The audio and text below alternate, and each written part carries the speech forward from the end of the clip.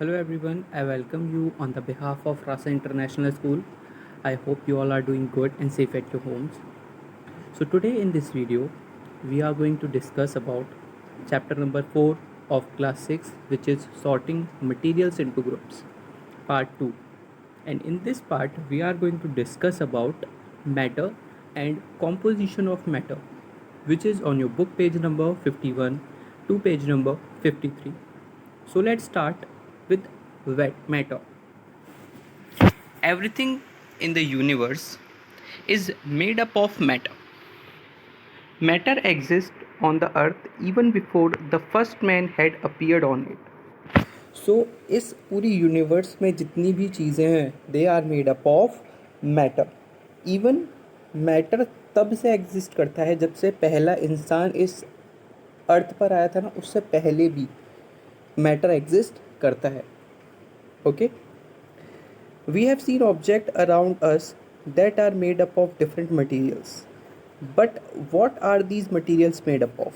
आप देखेंगे अपने आसपास बहुत सारी चीज़ें हैं, जैसे कि आपकी TV, curtain, clothes, door, washing machine and ACs. बहुत सारी चीज़ें हैं आपके आसपास. आपको भी पता है ये सब किससे बनी होती हैं. ये सब मटेरियल से बनी होती हैं. लेकिन वो मटेरियल किसके बने होते हैं?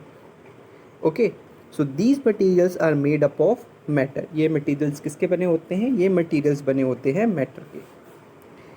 In fact everything around us is made up of matter. जितनी भी चीज़ें हैं आपके आसपास वो सब किसकी बनी है? मैटर की बनी है.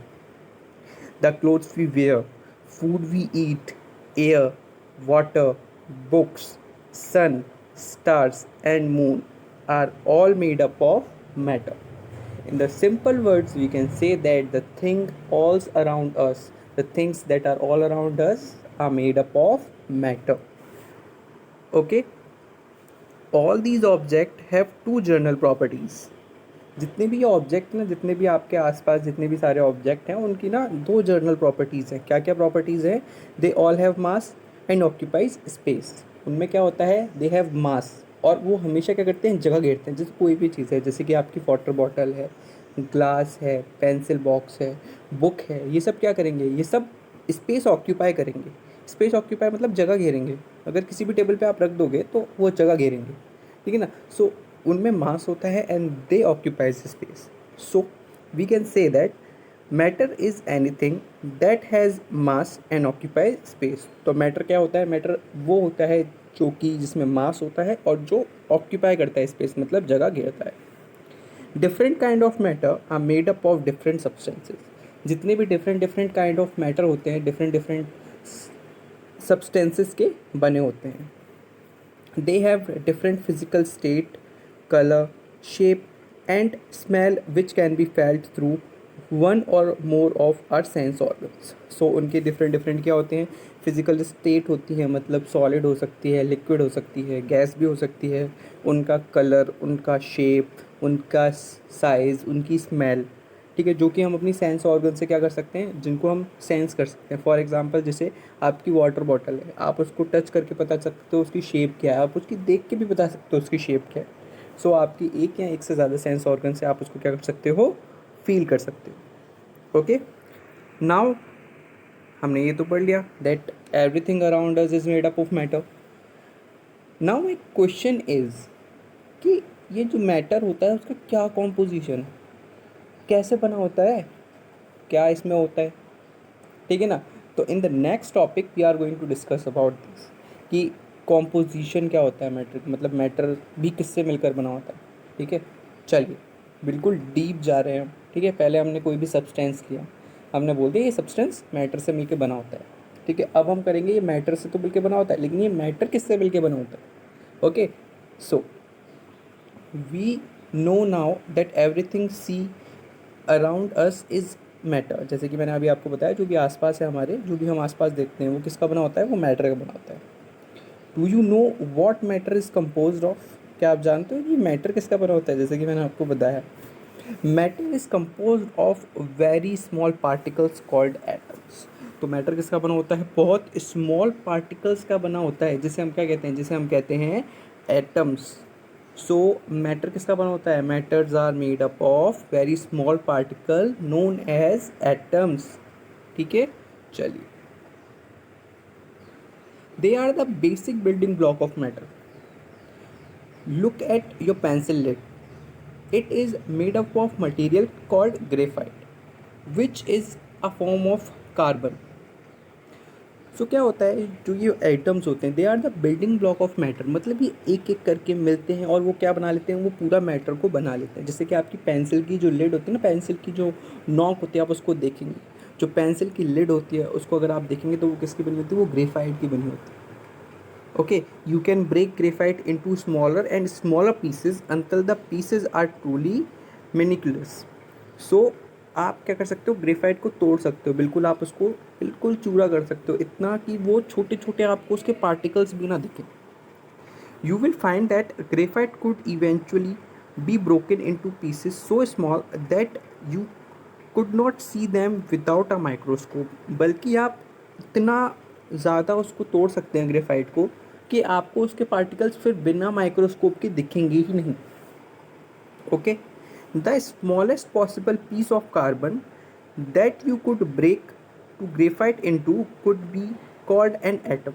कहने का सीधा सीधा मतलब ये है, जैसे ग्रेफाइट को आप बिल्कुल बिल्कुल छोटे से छोटे सब्सटेंस में जब आप तोड़ देंगे ना, बिल्कुल छोटा, उससे फिर छोटा आप तोड़ भी नहीं पाएंगे, सो उसे कहते हैं मैटर। कहने का सीधा सीधा मतलब ये है, किसी भी मैटर की सबसे smallest unit is known as atom. Okay, so an atom is the smallest individual particle of matter.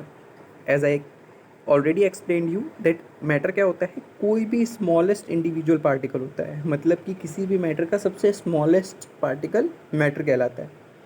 We cannot see an atom with naked eyes. अब आप मुझे बताइए, क्या आप इतनी स्मॉल चीज़ को अपनी इन आई से देख सकते हैं, नेकेड आई से देख सकते हैं, विदाउट यूजिंग एनी माइक्रोस्कोप और समथिंग?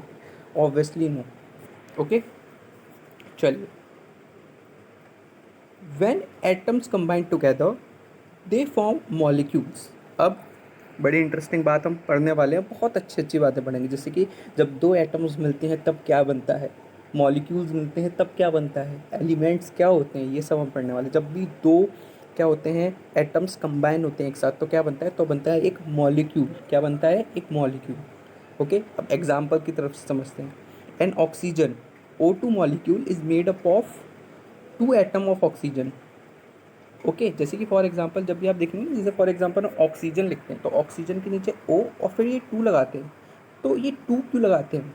2 हम इसलिए लगाते हैं क्योंकि ये ऑक्सीजन का क्या है? ये है ऑक्सीजन का मॉलिक्यूल। ठीक है, ये किससे मिलके बना है? ये मिलके बना है ऑक्सीजन के एटम से। कितने एटम से?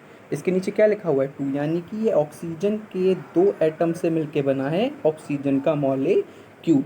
अगर आपसे कोई भी पूछता है कि ऑक्सीजन का मॉलिक्यूल्स ऑक्सीजन के कितने एटम से मिलकर बना होता है, तो आप ये नीचे देख लेंगे क्या लिखा है 2। अगर यहाँ 3 लिखा होता, ठीक है, तो ये 3 मॉलिक्यूल से मिलकर बना होता है। यहाँ पर जितना भी लिखा हुआ है उतने मॉलिक्यूल से मिलकर ये, उतने एटम से मिलकर ये बना हुआ है। ओके, चल नेक्स्ट हम पढ़ लेते हैं। On the other hand water H2O molecule is made up of 2 hydrogen atoms and 1 oxygen atom. अब ज़रूरी है मॉलिक्यूल एक ही एटम, एक ही टाइप के एटम से मिलकर बना हो, डिफरेंट डिफरेंट टाइप के एटम से मिलकर बना होता है। जैसे फॉर एग्जांपल H2O वाटर। अब H2O में आप ये बोलेंगे सर यहाँ 2 है, यहाँ पर कुछ नहीं है। ठीक है, तो H2O में क्या है? हाइड्रोजन के हमारे पास एटम्स कितने हैं? 2 हैं, और ऑक्सीजन के एटम्स कितने हैं? 1 है। हम ये कह सकते हैं कि जब वाटर बनता है, तो वाटर जब बनता है तो उसमें 2 हाइड्रोजन के हमारे पास एटम्स होते हैं और 1 ऑक्सीजन का एटम होता है, जिससे मिलके वाटर का एक मॉलिक्यूल बनता है। Okay, got my point? चलिए, फिर नेक्स्ट अब हम क्या डिस्कस करेंगे? नेक्स्ट हम डिस्कस करेंगे कि एलिमेंट क्या होता है। An element is a substance made of same type of atom. मतलब एलिमेंट क्या होता है? एलिमेंट, अब जैसे कि हमने मॉलिक्यूल पढ़ा, मॉलिक्यूल तो क्या होता है? Different different kind of atom से मिलकर बना हो सकता है, लेकिन एलिमेंट में ऐसा नहीं होता।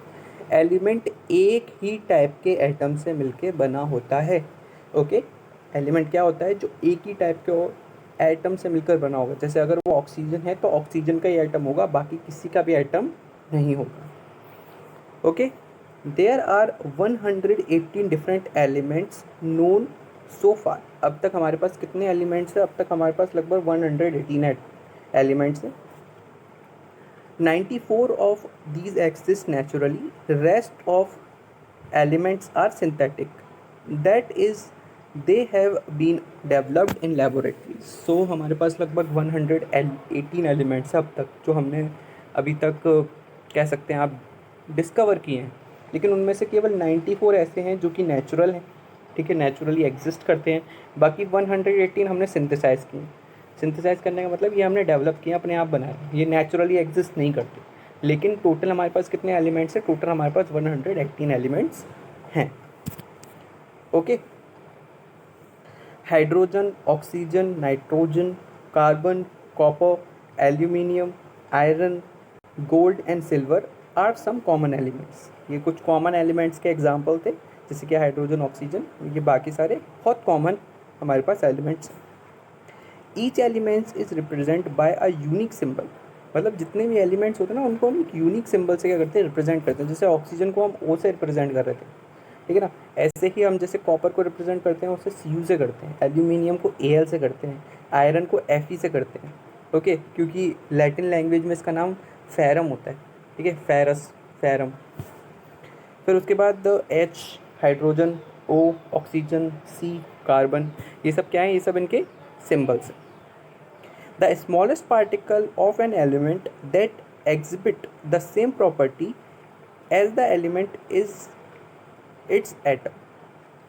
So जो भी smallest particle होता है किसी भी एलिमेंट का, और उसकी जितनी भी प्रॉपर्टी क्या होती है वो सेम प्रॉपर्टी एग्जिबिट करता है जैसे कि एलिमेंट. कहने का मतलब ये है, फॉर एग्जांपल आप चावल पकड़ लो, ठीक है ना भाई. आप अगर कहीं से भी चावल लोगे, वहाँ का एक चावल भी लोगे और बहुत सारे चावल भी लोगे, तो उनका क्या होगा? सेम ही टेस्ट होगा, ठीक है ना. So this is the thing, ठीक है. कुछ भी आप बना रहे हो तो कहीं से भी आप उसको टेस्ट करोगे तो उसका सेम ही टेस्ट होगा, सिमिलरली. मतलब एक एलिमेंट में जितने भी आइटम्स होंगे उन सबकी प्रॉपर्टीज़ कैसे होंगी? प्रॉपर्टीज सिमिलर होंगी. Okay. Substances formed from atom of different kind are called compounds. मतलब कोई भी ऐसे सब्सटेंसेस होते हो कि डिफरेंट डिफरेंट एटम्स से मिलके बने होते हैं, उन्हें हम क्या कहते हैं? उन्हें कहते हैं कंपाउंड्स. जैसे water, water is a compound. Water is made up of 2 elements. Water किससे मिलके बना होता है? 2 एलिमेंट से मिलके बना होता है, जैसे कि हाइड्रोजन और ऑक्सीजन, ठीक है. Water is compound. Similarly common salt is also a compound as it is made up of elements sodium and chlorine, ठीक है. तो क्या हुआ कि जैसे कि आपका वाटर एक कंपाउंड है, वैसे ही सोडियम और क्लोरीन से मिलके बनता है कॉमन सॉल्ट, यानी कि NaCl. ये भी क्या है? ये भी एक compound. A compound is represented by a formula. एक किसी भी कंपाउंड को हम क्या कर सकते हैं? फॉर्मूले से रिप्रेजेंट कर सकते हैं, जैसे कि NaCl, H2O, CaCl2. बहुत सारे ऐसे क्या होते हैं? कंपाउंड्स होते हैं जिनको हम क्या कर सकते हैं? फॉर्मूले से रिप्रेजेंट कर सकते हैं. जैसे कि मैंने आपको बताया H2O, NaCl, इनको हम रिप्रेजेंट कर सकते हैं. The smallest particle of compound that exhibit the same property as the compound is known as molecule. अब ये देखिए, मॉलिक्यूल भी मैंने अभी आपको पढ़ाया था, ठीक है. अभी सेम चीज़ मैंने आपको किस में बता दी? ये मैंने कंपाउंड में बता दी. तो मॉलिक्यूल पता है क्या होता है? मॉलिक्यूल क्या होता है? कंपाउंड की जो सबसे स्मॉलेस्ट यूनिट होती है ना, उसे कहते हैं मॉलिक्यूल. जैसे कि एलिमेंट की सबसे स्मॉलेस्ट यूनिट क्या थी?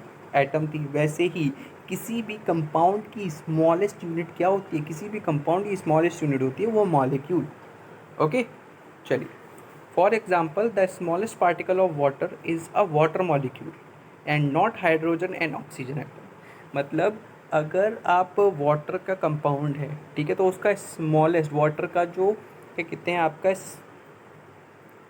स्मॉलेस्ट पार्टिकल होगा वो क्या होगा? वो वाटर मॉलिक्यूल होगा, यानी कि H2O होगा, ना कि हाइड्रोजन और ऑक्सीजन एटम. ओके, ठीक है. कहने का सीधा सीधा मतलब ये है कि एलिमेंट की स्मॉलेस्ट जो यूनिट होती है वो होती है एटम्स, ठीक है, और कंपाउंड की जो स्मॉलेस्ट यूनिट होती है वो होती है मॉलिक्यूल्स, ठीक है. डिफरेंस क्लियर होना चाहिए हम तक. Different materials are made up of different elements and compounds and have different arrangement of atom और मॉलिक्यूल. जितने भी डिफरेंट डिफरेंट मटेरियल्स होते हैं वो किससे मिलकर बने होते हैं? डिफरेंट एलिमेंट से मिलकर बने होते हैं, डिफरेंट कंपाउंड से मिलकर बने होते हैं, और उनके जितने भी एटम्स होते हैं, मॉलिक्यूल होते हैं, उनका अरेंजमेंट डिफरेंट होता है. अब ये भी एक बात है, अरेंजमेंट डिफरेंट कैसे हो सकता है। Okay, that is why different materials have different properties. इसी वजह से क्या होता है कि डिफरेंट मटेरियल की डिफरेंट प्रॉपर्टीज़ होती हैं। अब उनके अरेंजमेंट भी बहुत डिफरेंट हो सकते हैं, जैसे कि कहीं पर हाइड्रोजन कहाँ जुड़ रहा है, कहीं पे हाइड्रोजन कहाँ जुड़ रहा है। जैसे फॉर एग्जांपल हम ले लेते हैं C6H12O6, ये क्या हो गया आपका, ये हो गया आपका ग्लूकोज। वहीं हम ले लें एग्जांपल में CH3COOH, ठीक है। इसमें भी क्या है, इसमें भी कार्बन हाइड्रोजन और ऑक्सीजन है, इसमें भी कार्बन हाइड्रोजन और ऑक्सीजन है, लेकिन इनमें ये अलग तरीके से कंबाइन है, इनमें ये अलग तरीके से कंबाइन है, ठीक है। तो इसकी वजह से भी ये दोनों चीज़ें अलग हो जाती हैं। ये एसिटिक एसिड है और ये क्या है, ये है आपका ग्लूकोज। तो ये दोनों डिफरेंट थिंग है on the basis of the arrangement of atoms and molecules. Okay, molecule in substance are arranged in a particular manner. लेकिन जितने भी मॉलिक्यूल्स होते हैं ना, उसमें क्या होता है, ये एक पर्टिकुलर मैनर में अरेंज होते हैं। They are arranged very closely with very less space between them in some substances. ये क्या होता है, ये बहुत क्लोजली, बहुत पास पास क्या होते हैं, अरेंज होते हैं, और बहुत कम स्पेस होता है इनके बीच में। The distance between the molecule of a substance is called intermolecular space. एक नई चीज़ आज हमें जानने की मिली, ये कि जो भी दो मॉलिक्यूल्स के बीच में स्पेस होता है, जैसे फॉर एग्जांपल ये दो मॉलिक्यूल्स हैं, इनके बीच में जो स्पेस है, इसे कहते हैं हम इंटरमॉलिक्यूलर स्पेस। क्या कहते हैं इसे हम, इसे कहते हैं हम इंटरमॉलिक्यूलर स्पेस। कहने का मतलब ये है कि दो पार्टिकल्स के बीच में, दो मॉलिक्यूल्स के बीच में जो स्पेस होता है, उसे कहते हैं हम इंटरमॉलिक्यूलर स्पेस, ठीक है। क्योंकि इसके नाम में क्या आ रहा है, मॉलिक्यूलर, मतलब मॉलिक्यूल के बीच का स्पेस इंटरमॉलिक्यूलर स्पेस कहलाता है।